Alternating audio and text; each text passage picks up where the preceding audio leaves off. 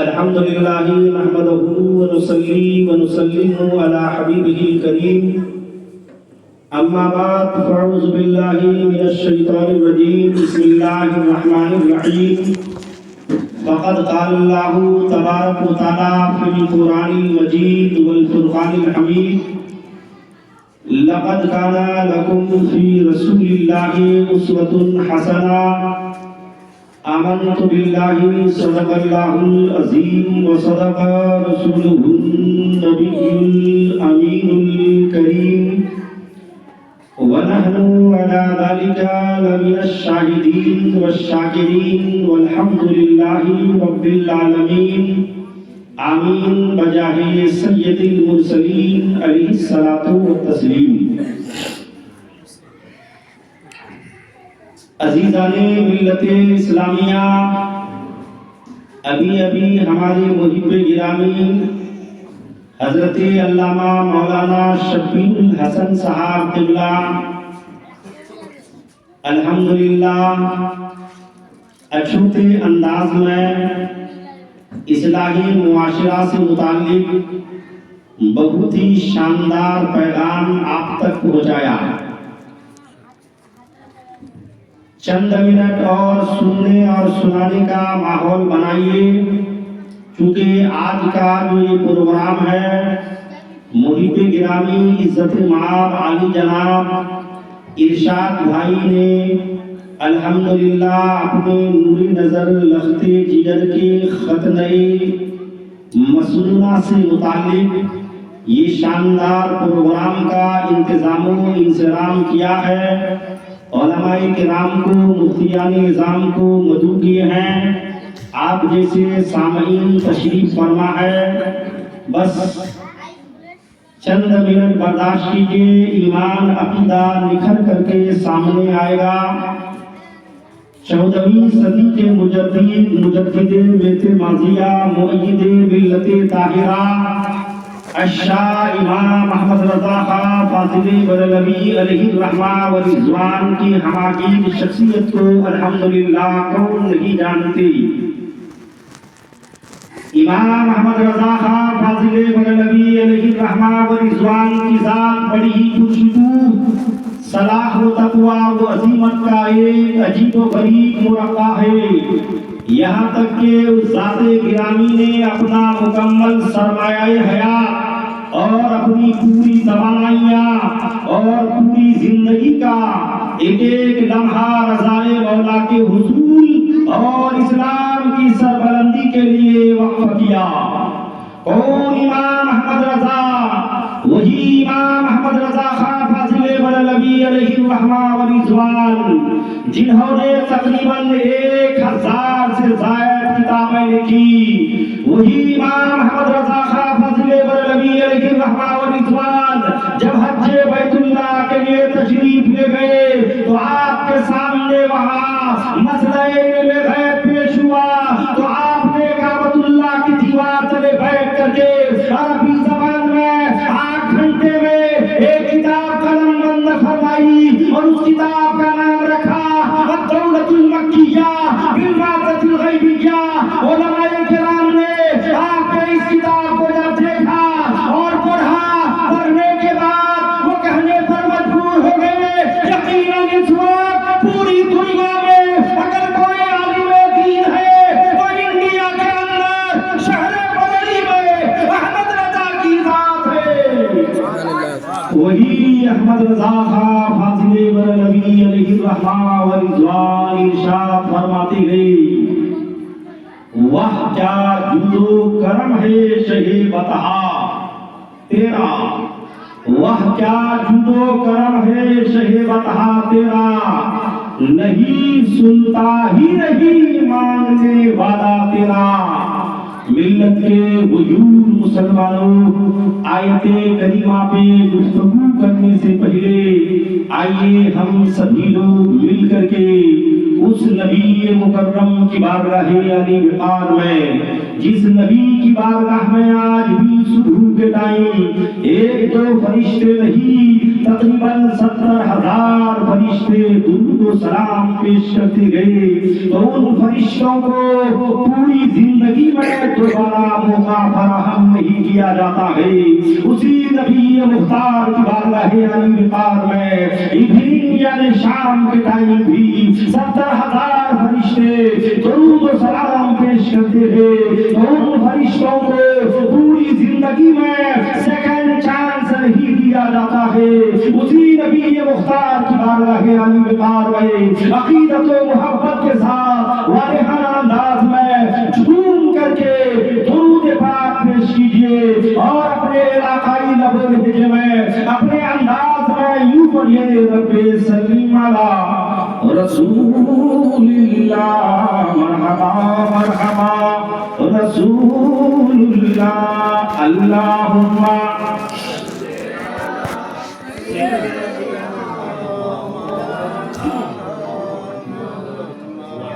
وَلَعَلِي سَيِّدِنَا مَوْلَانَا مُحَمَّدْ حَبِيبَنَا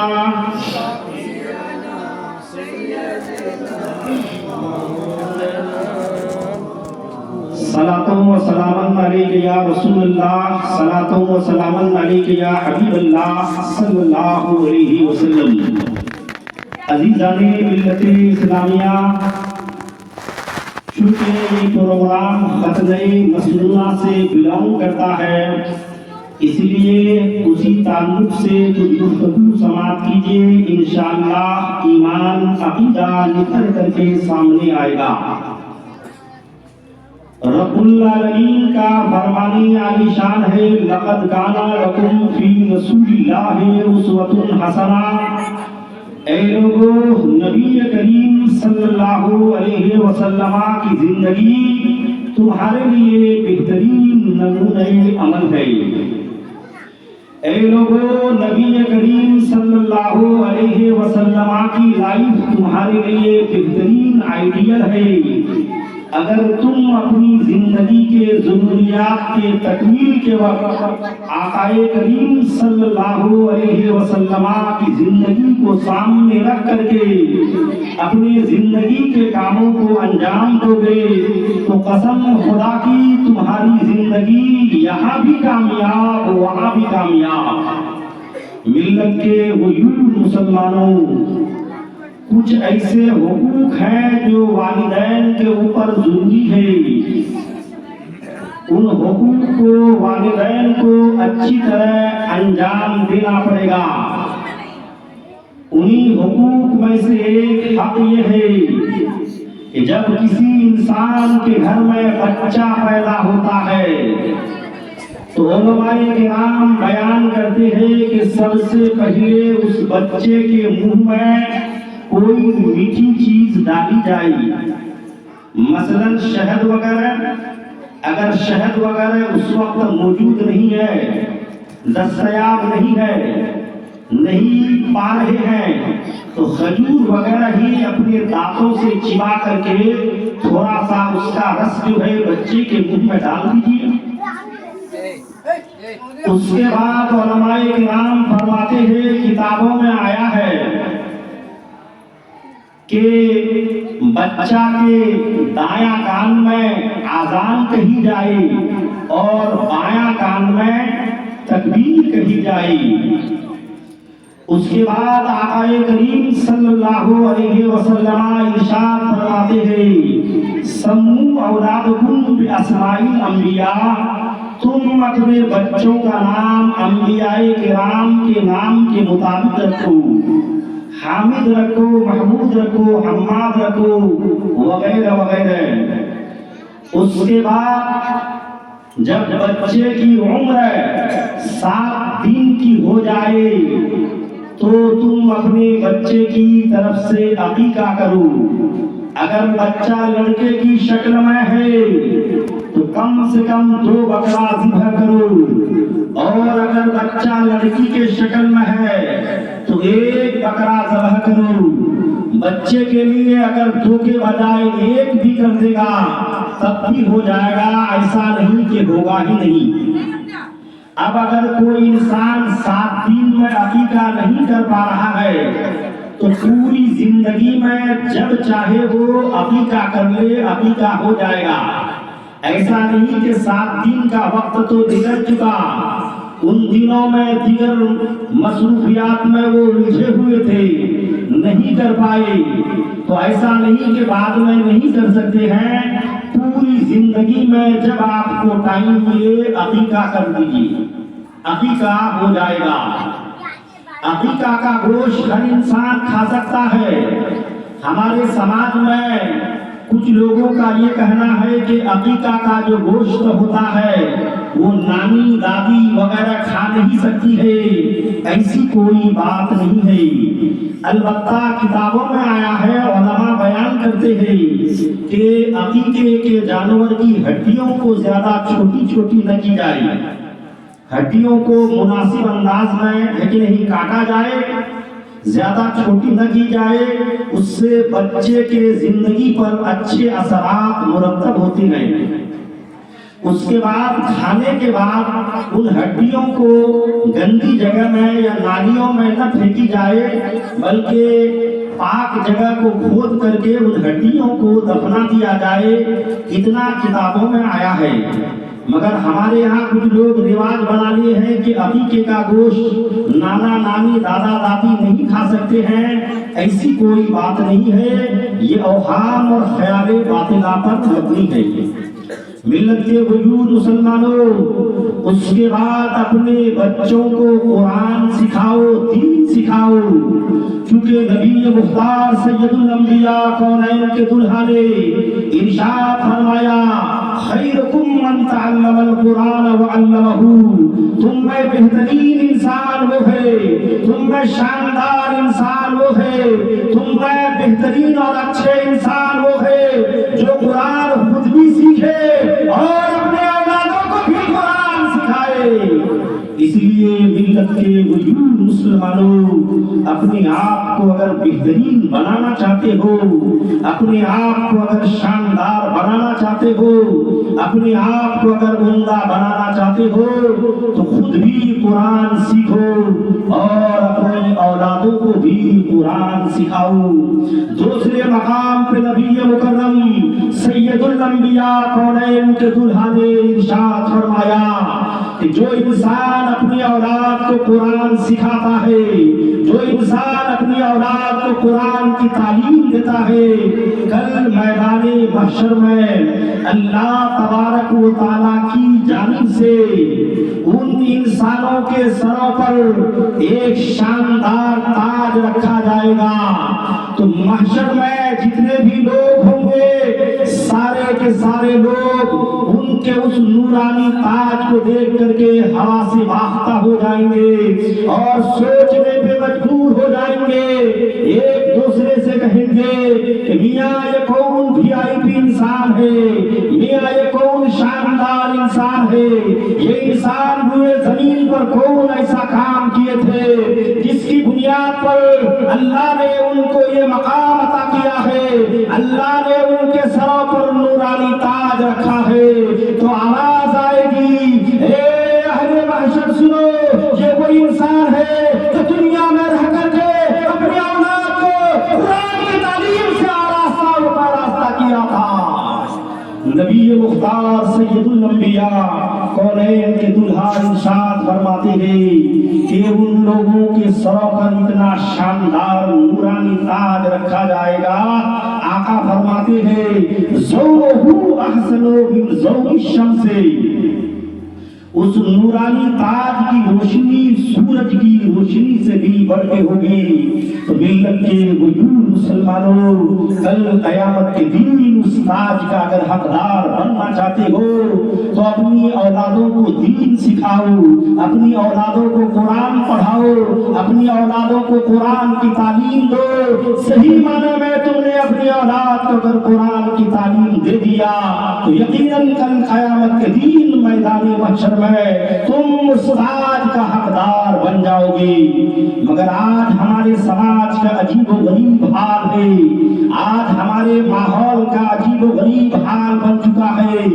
آج سماج کے لوگ الجھے ہوئے ہیں، بکھرے ہوئے ہیں۔ آج سماج کے لوگ جس طرح تیزی کے ساتھ دنیاوی تعلیم کو حاصل کر رہے ہیں اتنی تیزی دینی تعلیم کے حصول کی طرف نہیں ہے.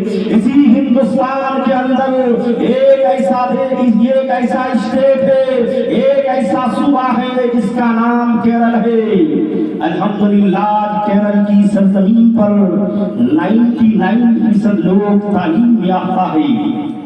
وہاں ایک ڈاکٹر کے والد گرامی کا اگر انتقال ہو جائے تو وہ نماز جنازہ پڑھانے کے لیے کسی عالم دین یا امام وقت کے دہلیز پہ نہیں لاتے گئے، بلکہ وہ ڈاکٹر خود آگے بڑھ کر کے اپنے والد گرامی کی نماز جنازہ پڑھاتے تھے. وہاں اگر کسی انجینئر کی ماں کا انتقال ہو جائے تو وہ انجینئر کسی عالم دین یا کسی امام وقت کو نہیں بلاتے گئے، بلکہ وہ انجینئر خود آگے بڑھ کر کے اپنے ماں کی نماز جنازہ پڑھاتے ہوئے نظر آتے تھے. مگر ہمارا یہ سرجا پوری لوگوں کا حال عجیب و غریب ہے. ہم لوگ صرف دنیاوی تعلیم کے حصول میں لگے ہوئے ہیں. ملت کے وجود مسلمانوں، ابرار علم مصباحی تمہیں یہ پیغام نہیں دے رہا ہے، ابرار علم مصباحی تمہیں یہ نہیں کہہ رہا ہے کہ تم اپنے بچوں کو انگلش میڈیم میں مت پڑھاؤ. ابرار علم مصباحی تمہیں یہ نہیں کہہ رہا ہے کہ تم اپنے بچوں کو اسکول میں نہیں پڑھاؤ. نہیں، آج کی ڈیٹ میں اسکول میں بھی پڑھائیے، انگلش میڈیم اسکولوں میں پڑھائیے. سب سے پہلے اپنی اولادوں کو قرآن سکھائیے، اس کے بعد انگلش میڈیم میں پڑھائیے. آپ کا بیٹا جب ڈاکٹر بنے گا پہلے عالم دین بن جائے گا، اس کے بعد MBBS ڈاکٹر بنے گا. کسی مریض کا جب علاج کرے گا تو حصول تجارت سمجھ کے نہیں بلکہ حصول شفاعت سمجھ کر کے علاج کرے گا. زندگی ان کی یہاں بھی کامیاب، زندگی ان کی وہاں بھی کامیاب. تو ملت کے وجود مسلمانوں، ان چیزوں کی طرف ہمیں اور آپ کو توجہ دینے کی ضرورت ہے. محب گرامی حضرت علامہ شفیع الحسن صاحب قبلہ نے الحمدللہ بڑی اصلاحی خطاب کم ٹائم میں آپ کے سامنے رکھا. زیادہ گفتگو کر کے کچھ ہونے والا نہیں ہے، اس لیے میں تو ہمیشہ یہی کہتا ہوں کہ آپ سنیں کم، عمل کرنے کی زیادہ کوشش کیجیے. آج سماج کے اندر کون ایسی برائی نہیں ہے جو ہم میں نہیں پائی جاتی ہے، کون ایسی برائی ہے جو ہم میں نہیں پائی جاتی ہے. سود میں ہم ڈوبے ہوئے ہیں. محب گرامی نے کہا کہ میرے مصطفیٰ نے ارشاد فرمایا الراشی والمرتشی کلاہما فی النار. سود لینے والا، سود کھانے والا اور سود لینے والا دینے والا دونوں جہنمی ہے. اس عظیم اور مہلک بیماری میں آج مسلمان مبتلا ہے. زنا کے بازار کو ہم گرم کر رہے ہیں، رشوت کو ہم عام کر رہے ہیں، چوری ہم کر رہے ہیں، زنا ہم عام کر رہے ہیں. ملت کے وجود مسلمانوں، کوئی ایسی برائی نہیں ہے جو ہم میں پائی نہیں جاتی ہے. اس لیے تم اگر اپنی زندگی کو پاکیزہ زندگی بنانا چاہتے ہو، اپنے آنے والے نسلوں کی زندگی کو اگر شاندار زندگی بنانا چاہتے ہو تو ان ساری برائیوں سے اپنے آپ کو دور کرو. آنے والی نسلوں کو بھی ان ساری بیماریوں سے بچانے کی کوشش کرو. صحیح معنی میں تم نے اگر اپنے آپ کو اور آنے والی نسلوں کو ان ساری برائیوں سے محفوظ کر لیا تو قسم خدا کی تمہاری زندگی یہاں بھی کامیاب وہاں بھی کامیاب. ادھر آؤ پیارے، ہنر آزمائے تو تیر آزماؤ، ہم جگر آزمائے. کچھ رشتے محبت اس طرح نبھاؤ، کچھ قدم تم بڑھاؤ کچھ قدم ہم بڑھائیں.